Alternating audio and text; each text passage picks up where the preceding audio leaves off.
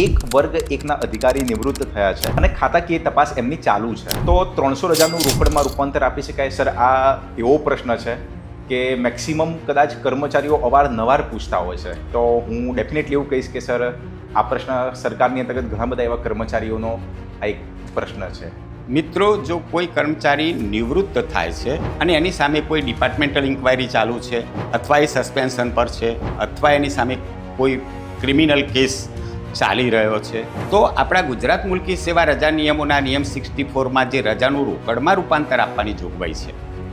એમાં અંગેની કોઈ સ્પષ્ટતા કરેલી નહોતી. કર્મચારી મંડળોની રજૂઆત ધ્યાને લઈ સરકારે 21/1/2008ના રોજ એક નોટિફિકેશન બહાર પાડ્યું અને એમાં એવું કહેવામાં આવ્યું કે જે કર્મચારી નિવૃત્ત થાય છે એની સામે જો કોઈ વસૂલાતનો પ્રશ્ન હોય તો વસૂલાત જેટલી રકમ વિધોલ્ડ કરીને એને રોકડમાં રૂપાંતર આપી શકાય, અને વસૂલાતનો પ્રશ્ન ના હોય તો પૂરેપૂરું આપી શકાય,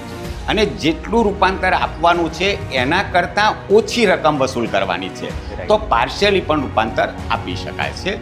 નાણાં વિભાગનું 21/1/2008નું નોટિફિકેશન છે.